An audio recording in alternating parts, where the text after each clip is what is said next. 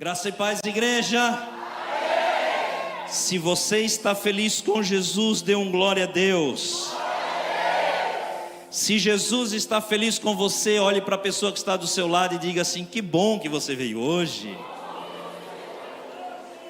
Aleluia. Eu estou muito feliz com Jesus e eu tenho uma palavra aqui para compartilhar com todos vocês. Essa palavra falou muito ao meu coração, e eu preciso que o Espírito Santo me auxilie nesta noite, para que eu possa transmitir isso a todos vocês. O que ela fez em mim, vai fazer em você. Amém? Mateus capítulo 9, versículos 35, vamos seguir lendo alguns versículos aqui desta passagem. Enquanto você procura o Evangelho de Mateus, capítulo 9, versículo 35, a seguir, eu quero dizer para você da alegria, como eu já falei, de estar aqui ministrando a palavra do Senhor. E hoje eu fui impactado, nós fomos impactados, quem assistiu, quem viu. Para quem não sabe, hoje foi o encerramento das festividades de aniversário de 2 anos da nossa igreja Maná Manchester. Isso. E quem estava lá pregando hoje, pastor aqui da nossa igreja, pastor Alex, pastor Aline, estava lá ministrando. E queridos, ele ministrou uma palavra poderosa. Eu gostaria que, se alguém não viu, depois procure lá no YouTube e assista essa mensagem. Antes desse aniversário da igreja, nós recebemos uma palavra da parte de Deus, dizendo que iria se acontecer algo depois do aniversário da igreja. Uma chave ia se virar, nós iríamos para outro nível, para outro patamar, para outra estação da nossa igreja. Nós recebemos essa palavra. E hoje eu estou aqui, e para quem é um pouco mais antigo da igreja, você sabe que algumas vezes Deus falou comigo dizendo: olha, hoje nós estamos passando de nível. Eu confesso para você, querido, que Deus não me falou nada disso hoje, mas eu vou ser ousado e eu vou tomar carona lá com a palavra profética do pastor. E eu quero declarar isso hoje aqui para a igreja de Maceió, para as igrejas de Alagoas, para a igreja no Brasil, que hoje nós vamos mudar de nível, em nome de Jesus. Nós queremos, eu quero, quem quer junto comigo? Então nós vamos, em nome de Jesus. Mateus capítulo 9, versículo 35. Querido, como nunca antes, preste atenção em cada palavra, presta atenção nas entrelinhas do que nós vamos estar lendo aqui. Presta atenção. Essa mensagem certamente você já leu, mas eu queria que tu prestasse bastante atenção em cada palavra que nós vamos estar lendo aqui. Diz assim: e Jesus percorria todas as cidades e aldeias, ensinando nas sinagogas, pregando o evangelho do reino e curando todo tipo de doenças e enfermidades. Continua.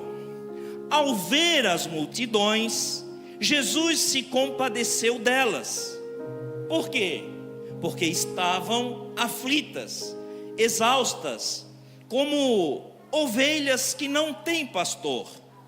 Então Jesus disse aos seus discípulos: a seara é grande, mas os trabalhadores são poucos. Por isso, peçam ao Senhor da seara que mande trabalhadores para a sua seara. Tendo Jesus chamado os seus 12 discípulos, deu-lhes autoridade sobre espíritos imundos para os expulsar e para curar todo tipo de doenças e enfermidades. Ponto.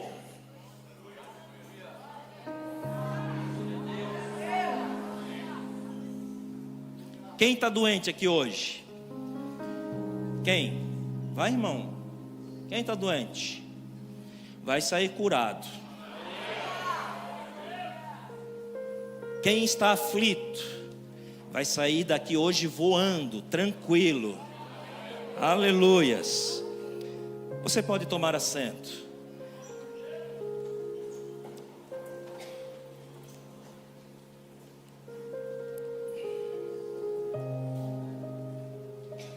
Eu ainda vou fazer uma leitura em outra versão, só para que não fique dúvida do que nós acabamos de ler, tá? É muito próximo, é muito parecido, mas eu quero que você entenda bastante essa passagem. Diz assim, ó, outra versão: Jesus andava visitando todas as cidades e povoados. Ele ensinava nas sinagogas, anunciava a boa notícia sobre o reino e curava todo tipo de enfermidades e doenças graves das pessoas. Quando Jesus viu a multidão, ficou com muita pena daquela gente, porque eles estavam aflitos e abandonados, como ovelhas sem pastor. Então disse aos discípulos: a colheita é grande mesmo, mas os trabalhadores são poucos. Peçam ao dono da plantação que mande mais trabalhadores para fazerem a colheita. Jesus chamou os seus 12 discípulos e lhes deu autoridade para expulsar espíritos maus e curar todas as enfermidades e doenças graves. Esta é a palavra de Deus. A primeira coisa, querido, que eu quero chamar a atenção de vocês, eu já preguei inclusive isso aqui, quando eu estava preparando essa mensagem, eu lembrei desta palavra. Jesus, ele não veio para curar, para fazer milagres. Não foi essa a primeira intenção. Jesus, ele veio para nos trazer salvação. Ele veio morrer por nós, pagar uma dívida. E também ele veio nos ensinar. E todas as vezes que você ler a palavra de Deus, os evangelhos, vai dizer que Jesus ia ensinando e no caminho ele encontrava as pessoas doentes. Então aqui existe uma segunda opção do que Jesus fazia. Primeiro de tudo, ele ia ensinar, mas acontecia algo da parte de Jesus que me chama muita atenção, que o coração dele se enchia de compaixão, ele ficava com pena das pessoas que estavam naquela situação. E eu quero trazer hoje essa mensagem ao olhar através dos olhos de Jesus, ver como que Jesus vê. Eu quero te chamar essa atenção, eu quero que você acompanhe isso comigo. Gostaria que você aprendesse, que você entendesse o que estava acontecendo aqui nesse momento, nessa região. Jesus, ele estava na Galileia e tinha como propósito terminar o seu ministério, ensinar sobre o reino de Deus. Como eu já disse, essa era a prioridade, de ensinar sobre o céu, sobre a terra, sobre o plano de salvação. E era isso que Jesus estava fazendo. E ele tinha pressa em expandir para outras regiões do país. Ele queria fazer isso o mais rápido possível para cumprir a sua missão aqui na terra. Os historiadores afirmam que a Galileia, esta cidade onde Jesus estava, naquela época era uma região muito populosa, com cerca de 300 vilas e cidades, como se fossem bairros, povoados. Eram agrupamentos humanos, umas com muros, outras sem muros, e que em cada povoado desse tinha um número médio de habitantes de 15 mil pessoas em cada uma delas. Nesta altura, ele já havia visitado cada uma destas cidades, e ele tinha já pregado, ensinado e curado muitas pessoas. Os estudiosos, eles afirmam que em um trabalho quase de porta a porta, todos nós sabemos, naquela época não existia jornais, rede social, não existia a comunicação que nós temos hoje. Então Jesus pregava às multidões, mas ele também ia de casa em casa. E os estudiosos afirmam que ele havia ministrado a palavra do Senhor, ensinado a palavra do Senhor a cerca de 3 milhões de pessoas.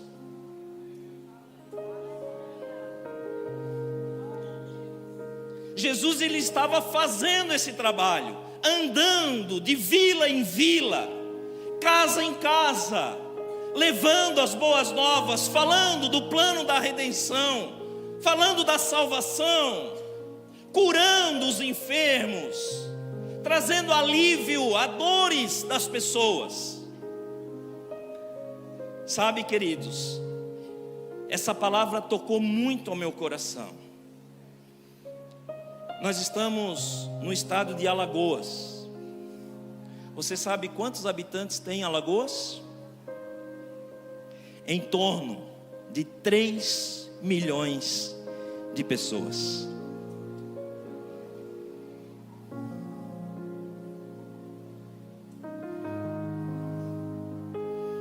E é neste contexto aqui de mazelas humanas, social e espiritual, Jesus estava com os seus discípulos como que quase que secando o gelo.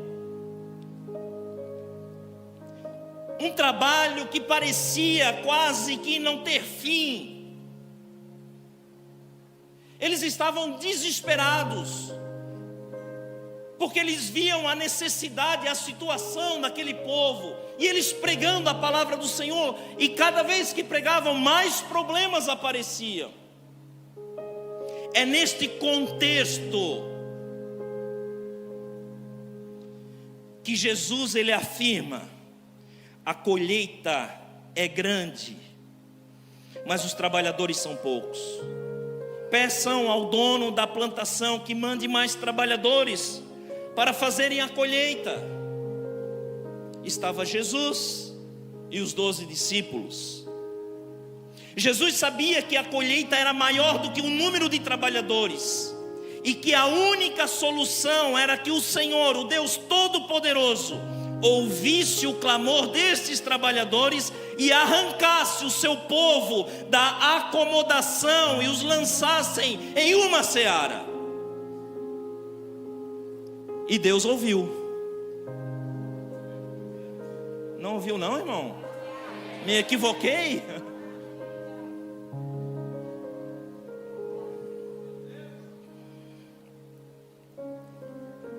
Essa palavra, quando Deus ora a Deus e diz para que Deus lançasse os trabalhadores na seara, isso no grego é uma palavra muito forte. Jesus estava dizendo assim, ó, nesse sentido assim, ó: Senhor, arranca eles e arremessa eles no campo. Jesus pega essas pessoas, pega trabalhadores, pessoas interessadas, pessoas preocupadas e joga no campo. Jesus ora a Deus e diz: Senhor, sabe essas pessoas que dizem-se ser cristãos? Toma elas, Senhor, e lança elas na obra. É isso que Jesus está falando. Nós lemos essa mensagem, nós somos tão poéticos, nós colocamos florzinhas, mas é exatamente nesse tom que Jesus está falando. Como que nós vamos dar conta desta missão se nos falta trabalhadores?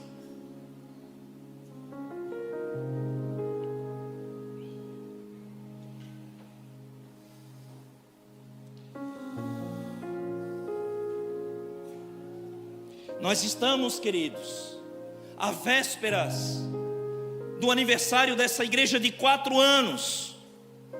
Falta alguns dias. E esta é a oração de todo o ministério dessa igreja: Senhor, arranca esses crentes do comodismo e joga na obra. Lança, Senhor, lança, Senhor, esses que já conhecem a Tua palavra, lança eles no meio do campo, no meio da seara. porque a obra é grande e nós não vamos dar conta.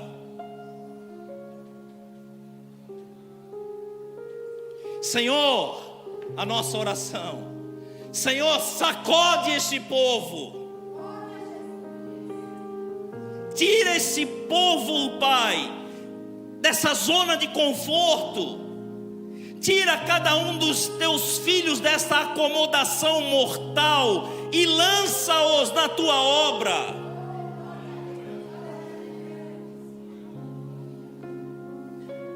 E Deus está fazendo isso. E Deus está fazendo isso. Sério, pastor? Sério. Quem estava aqui no culto de missões, vocês viram. Uma família nos procurou e disse: pastor, a igreja está abrindo lá em Arapiraca. Eu e a minha família, nós vamos para Arapiraca. Quando acabou o culto, outra família veio falar conosco: pastor, Deus falou conosco. Outra família, nós também vamos para Arapiraca. 2 famílias estão saindo de Maceió, indo para Arapiraca voluntariamente. Voluntariamente. A igreja não está enviando, a igreja não está pagando, não. Eles estão indo por conta própria para fazer a obra de Deus. Coisa de doido. Coisa de doido. Eu também fiz isso há 25 anos atrás. Eu, a minha casa, a minha família. E é a coisa maravilhosa. É maravilhoso. Outras pessoas aqui também já fizeram.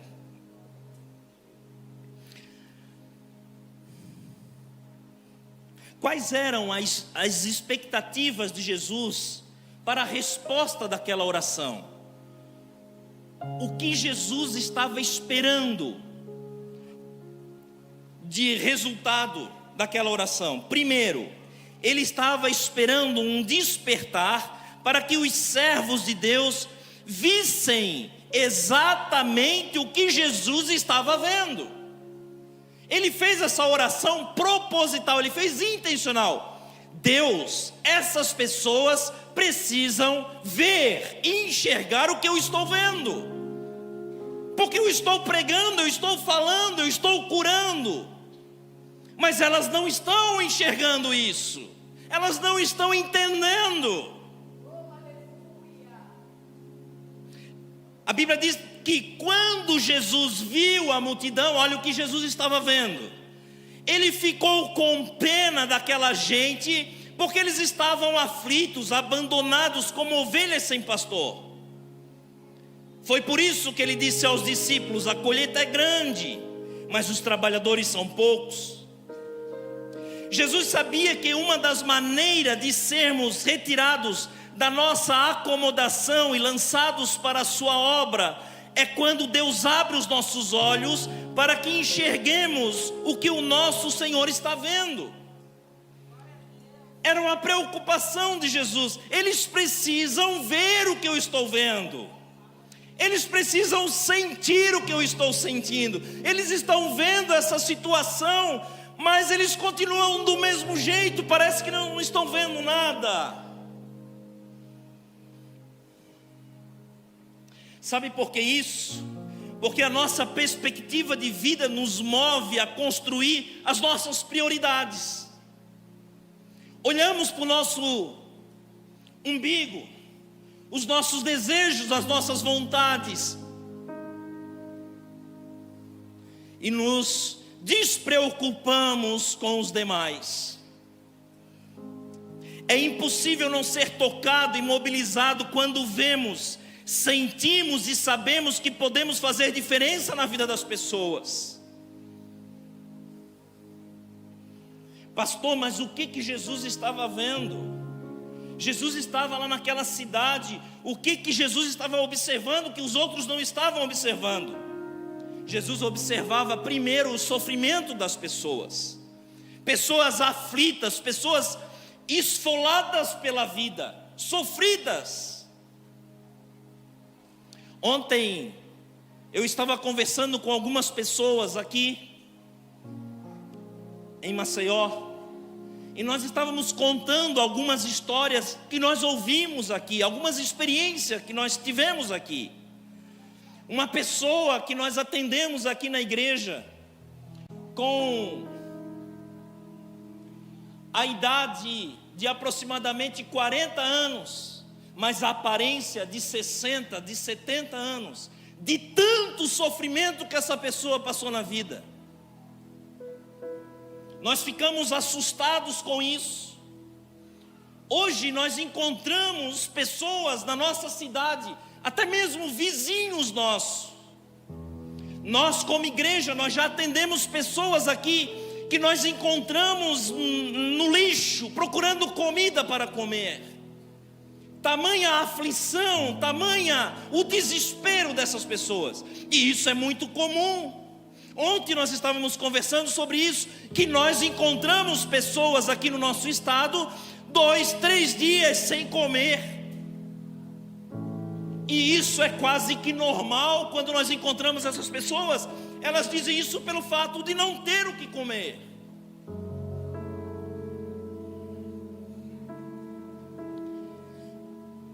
Aí você pode imaginar o que seria a Galileia no tempo de Jesus, se a saúde pública nossa hoje ainda é uma calamidade. Aqui nos nossos dias, em pleno século 21, você pode imaginar a dor e o sofrimento daquele povo. Por isso que Jesus, ele era movido de íntima compaixão.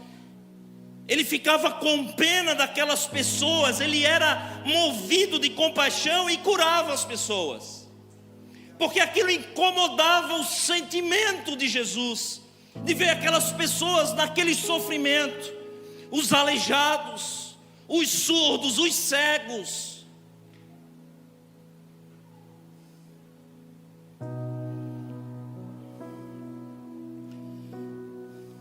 Mas os problemas não eram só no campo da saúde, em todas as dimensões sociais, inclusive na religiosa.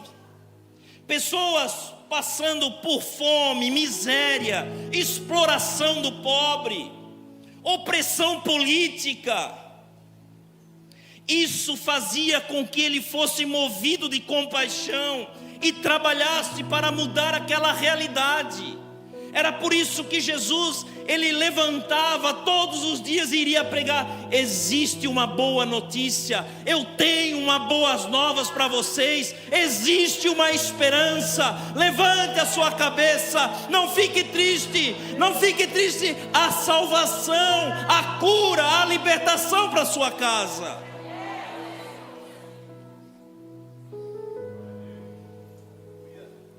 Jesus ia pelo caminho curando, multiplicando os pães, ensinando novos valores de vida, que produziriam uma igreja capaz de repartir e trabalhar para o bem comum.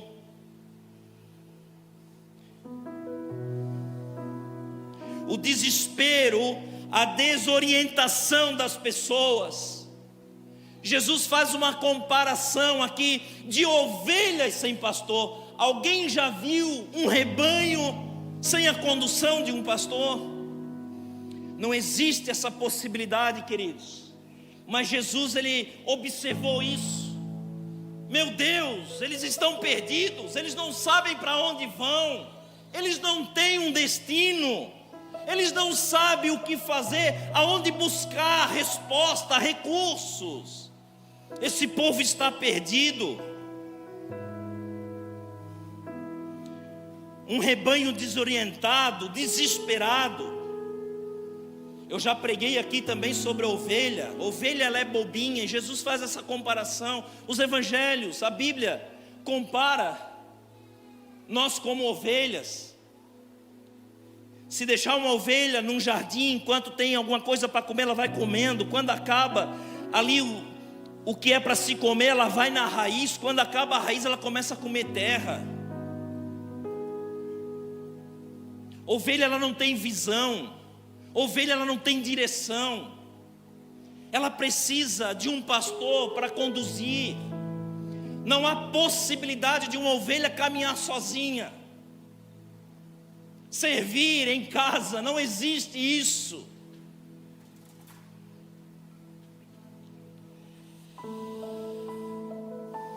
A cena que vem à minha cabeça, quando eu estava aqui preparando esta mensagem, há poucos dias um dos nossos pastores lá de Manchester, ele teve um encontro com uma das pessoas que estavam naquele incêndio no Rio Grande do Sul, danceteria Kiss. Você lembra disso? Morreu aproximadamente 242 pessoas. E quando eu estava preparando essa mensagem, isso veio à minha mente. Pessoas correndo, tentando fazer algo, mas estavam perdidas, estavam desorientadas.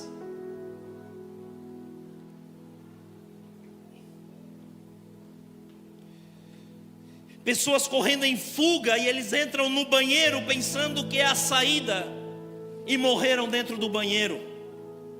Pessoas correndo para a porta e sendo esmagadas pelo desespero da multidão nas barras de contenção que havia à porta. Seguranças que não estavam enxergando o perigo e não permitem a saída em massa das pessoas. Gente amedrontada que simplesmente espera a morte.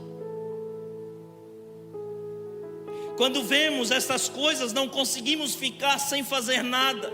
Pegamos marretas para quebrar as paredes, voltamos ao inferno da confusão para resgatar alguém, numa tentativa de salvar uma vida. Esse foi o relato de muitas pessoas que estavam lá.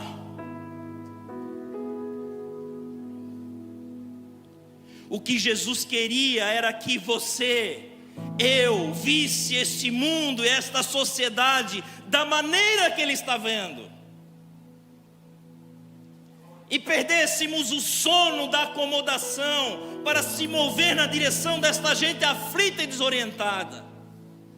Pessoas que estão esperando por uma direção, por uma salvação.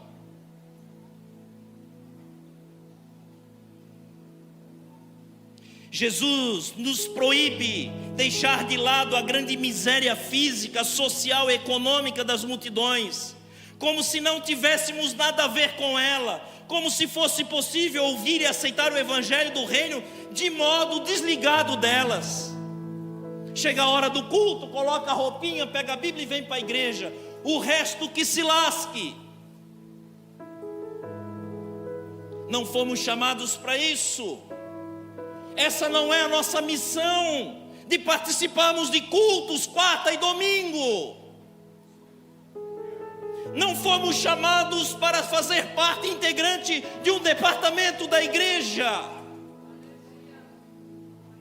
Eu e você, nós temos uma missão: ide pregar o evangelho a toda criatura.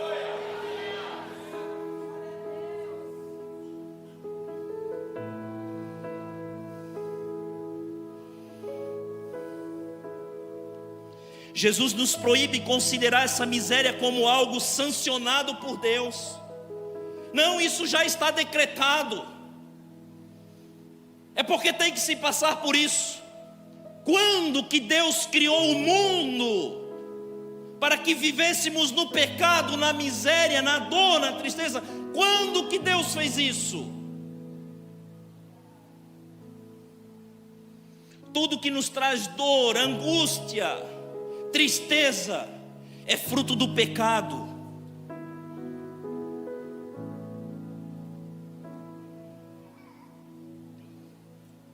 Bem pelo contrário, ele faz parte da realidade sem Deus, em que Jesus nos ordenou que penetrássemos, dando-nos as magníficas palavras do sal e luz dessa terra. Somos sal e luz da terra. Mas tem gente que está passeando no mundo, senta na janela, bracinho para fora, ventinho na cara.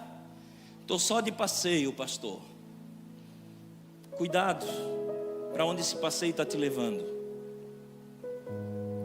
Cuidado, porque você vai responder por isso, pelo tempo perdido, você vai responder pela negligência.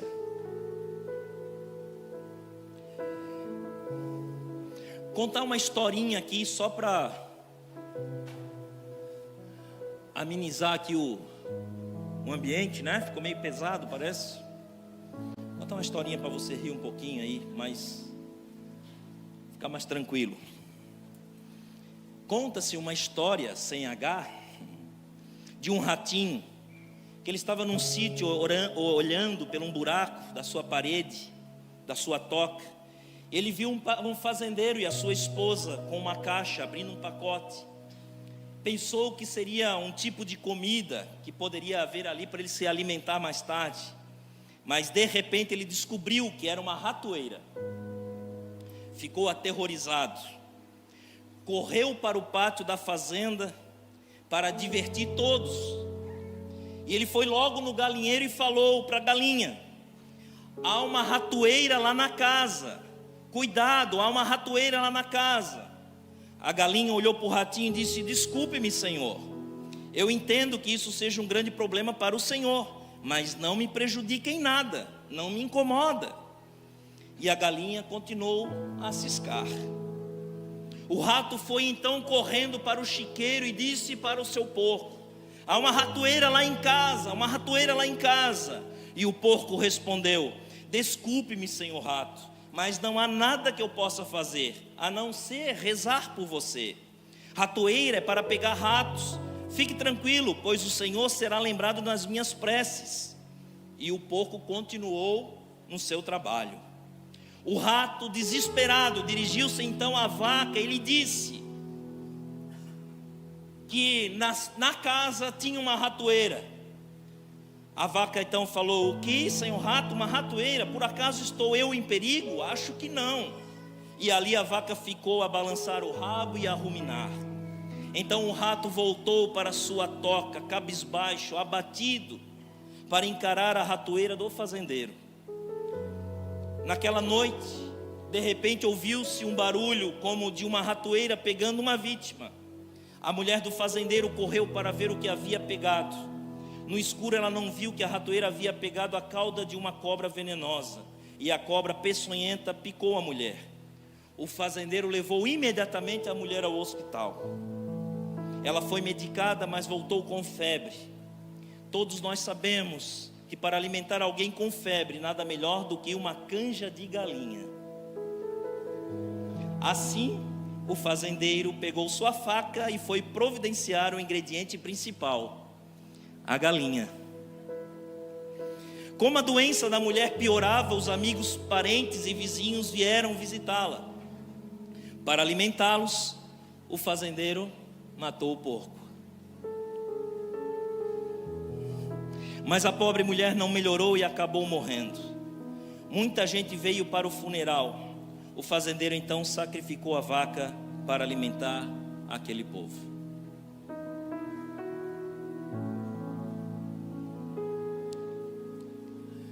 É isso que nós fazemos. É exatamente o que nós fazemos. Eu não tenho nada a ver com isso.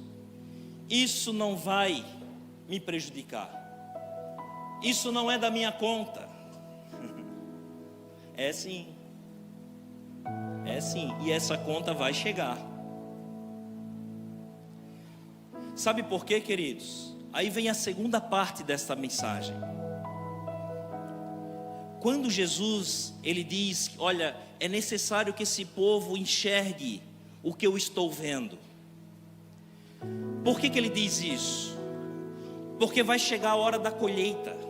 E quando nós olhamos ali que a colheita, que o campo está pronto para a colheita, várias interpretações são comumente oferecidas para esse significado. As pessoas afirmam que ela representa todos os perdidos. Não, é a colheita lá do mundo, vamos lá colher e trazer para a igreja. Não é isso. Não é isso. Na Bíblia, quando se fala com relação à colheita, é um significado muito mais forte, muito mais sério do que esse. muito mais. Em Joel capítulo 3, versículo 12, diz assim: preparem-se, povos de todas as nações, e venham para o vale de Josafá, pois ali eu, o Senhor, vou julgar todas as nações vizinhas. Os pecados dessas nações são tantos que elas vão ser cortadas como trigo maduro no tempo da colheita. Elas vão ser pisadas como as uvas são pisadas nos tanques até o vinho derramar. Multidões e mais multidões enchem o vale da decisão. Está perto o dia do Senhor no vale da decisão. Mateus 13:13 diz: deixem o trigo e o joio crescerem juntos até o tempo da colheita. Então eu direi aos trabalhadores que vão fazer a colheita: arranquem primeiro o joio e amarrem em feixes para ser queimado. Depois colham o trigo e ponham no meu depósito. Assim como o joio é ajuntado e jogado no fogo, assim também será no fim dos tempos. O Filho do Homem mandará os seus anjos, e eles ajuntarão e tirarão do seu reino todos os que fazem com que os outros pequem, e também todos os que praticam o mal. Depois os anjos jogarão essas pessoas na fornalha de fogo, onde vão chorar e ranger os dentes de desespero. Então o povo de Deus brilhará como o sol no reino do seu Pai. Se vocês têm ouvidos para ouvir, então ouçam. Na ilha de Pátimos, o apóstolo João teve uma visão da colheita. Apocalipse 14:14 diz: então olhei e vi uma nuvem branca, na qual estava sentado alguém que parecia um ser humano, com uma coroa de ouro na cabeça e uma foice afiada na mão. Outro anjo saiu do templo e gritou bem forte para aquele que estava sentado na nuvem: use a sua foice e faça a colheita, porque já chegou a hora de colher. A terra está pronta para a colheita. Depois o que estava sentado na nuvem passou a foice sobre a terra e fez a colheita. Aí outro anjo saiu do templo que estava no céu, e ele também tinha uma foice afiada. Depois outro anjo, que era o encarregado do fogo, saiu de perto do altar. Com voz forte ele gritou para o anjo que tinha a foice afiada: use a foice e corte os cachos de uva da videira da terra, pois as uvas estão maduras. Então o anjo passou a foice sobre a terra, cortou os cachos de uvas da videira e os jogou no tanque da violenta ira de Deus, onde as uvas são pisadas. As uvas foram pisadas no tanque que ficava fora da cidade, e o rio de sangue que saiu desse tanque tinha 300 quilômetros de comprimento por 1,5 metro de fundura.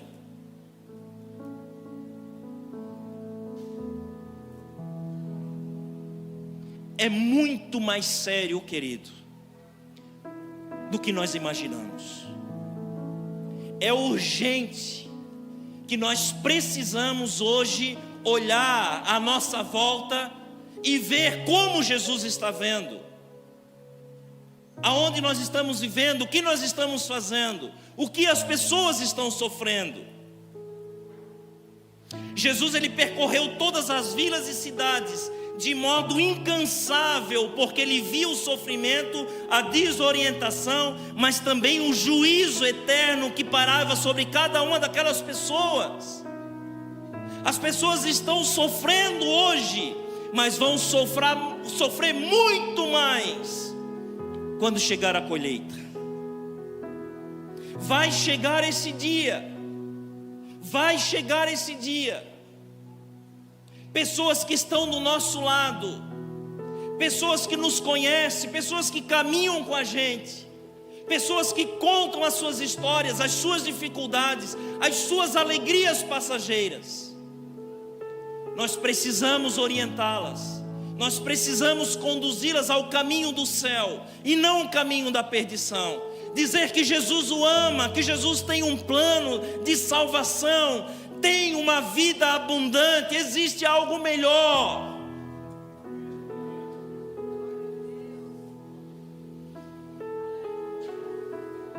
Jesus ele não poderia ficar acomodado, nem ele e seus discípulos. Nós somos discípulos de Jesus. Como tanta gente, como tantos cristãos estão acomodados. Ou nós cremos ou nós não cremos. Ou nós servimos ou nós não servimos. Ou seguimos ou nós não seguimos. Ou nós acreditamos ou não acreditamos. Ou usamos a nossa fé ou não usamos a nossa fé. Não existe meio termo, querido. Ou nós estamos indo para o céu, ou nós estamos indo para o inferno. Essa palavra não tem sido muito pregada, porque causa um desconforto, mas é verdade. Mas é verdade. E nós precisamos, o tempo está próximo, Jesus está voltando. Ou você acha que isso vai continuar, ou você acha que o mundo vai ser para sempre, ou você acha que nós morremos e acabou, ou você acha que nós morremos e depois nós viramos uma frutinha, um bichinho. Ou você acha que nós vamos ter outra oportunidade? Isso são teorias mentirosas que não são verdadeiras, heresias. Se isso fosse verdade, Jesus não orava desse jeito, Jesus não deixava isso registrado para nós. Vamos correr, nós precisamos de trabalhadores, porque a seara é grande e a colheita está próxima.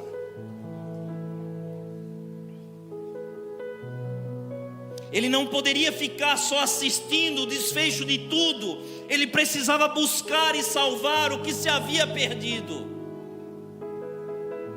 Por isso ele chama ao céu e nos ensina a clamarmos também que Deus mova o coração do seu povo e jogue em meio a este cenário os seus trabalhadores. Vamos ficar de pé, fazer de conta que vai acabar?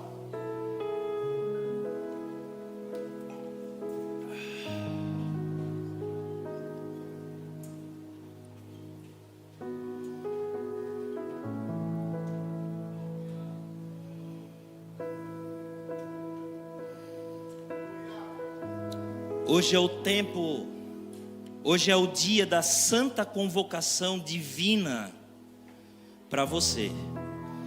E esse chamado, ele é individual. Cada um vai responder por si. Eu costumo dizer que diante do trono branco, ninguém vai dizer: eu nunca ouvi falar de Jesus. Nós somos uma igreja, um povo que se levanta, um povo que é movido de compaixão, um povo que sabe, que vê o sofrimento humano, tem amor pelos perdidos e desorientados ao seu redor, por aqueles que serão lançados no inferno. É nossa preocupação. E é por isso que nós estamos aqui, é por isso que nós estamos indo às nações, para pregar salvação, para pregar a salvação.